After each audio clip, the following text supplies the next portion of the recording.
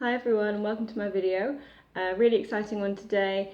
I'm actually due to get married in a couple of months and I've been trying to kind of do DIY or crafty things as much as possible, partly because I enjoy it and partly to try and save money. Because if any of you are kind of going through the kind of wedding planning process or got married yourselves, you'll realise that it is not a cheap process. And it's just to try and create something a bit original, a bit unique, and something potentially you can keep as a memento as well of the big day. So today I'm going to be making a cake topper with our initials, and then also kind of a matching set of kind of decorative items to put in our venue as well.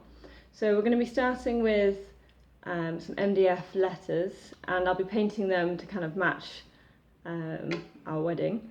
Additional things you will need is some white acrylic paint. I've also got some gold acrylic paint, but obviously you need whatever colours of paint match the theme you're going for. I'm also probably going to try using one of these uni Posca pens, which is a permanent marker.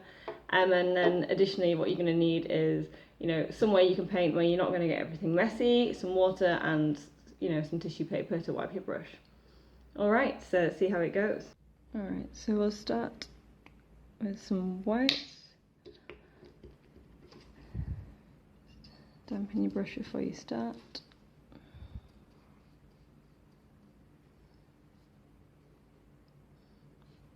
Let's see how we get on.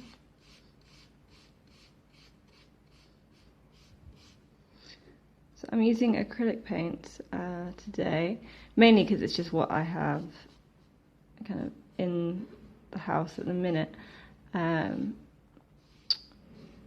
I know it will go pretty matte. I'm kind of going for the chalk paint sort of effect.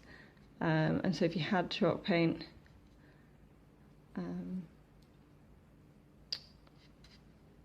that would be a good option. You just need to be careful, if you are having it around, food, you need to be careful with, that it is food safe and it's not going to come off into what you're trying to eat. I think I'm going to have to do another layer on this. And I think I'll wait for the top half to dry and then do the back half afterwards. I need to take the label off actually. As you can see, it's very inexpensive. Alright, so you can probably see in closer up detail here, just these are kind of raised edges around the back after I was painting on the inner edge here. I'm just going to sand those a little bit smoother. So I've just got some fine grain sandpaper here, so let's see how this goes.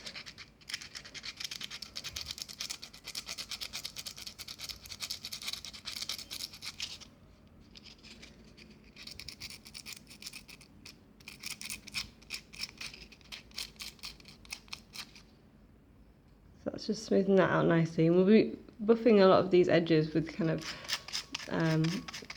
gold paint, but it's just to try and give a slightly slicker finish overall. And this side, which is the front, looks a lot smoother anyway, because that's the side that I did first. So I'm just going to go through all of my different letters, and we'll make sure that looking okay to start putting the gold on. This one's alright really, it's just got a little bit. Okay, so just adding the gold bits on now. I tried using the Posca pen for this because it has a really nice gold colour, but I think it's not going to give me the brushed effect that I was going for.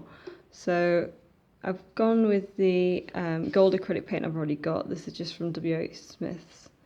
It came as part of a sort of metallic set, and I'm just going to be adding the tiniest bits of gold paint to the tip of this quite coarse brush tip. And we're just going to be starting from the outside, catching the corners and going inwards.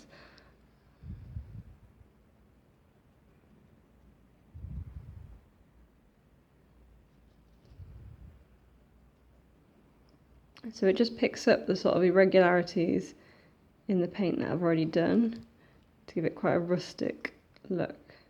And you can just keep adding and adding. And it's the sort of thing you want to do kind of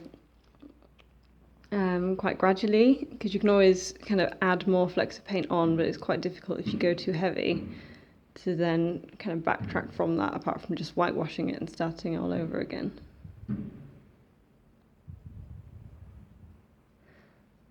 Okay. and just add some to the top here.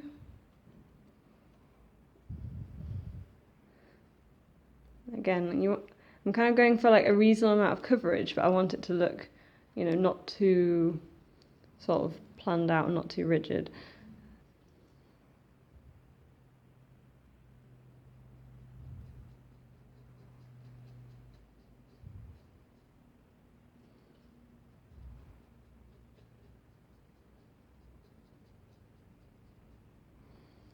Okay, so I'm kind of liking that effect it's giving me so far. I think I'm just going to do some cross hatches up in the other direction.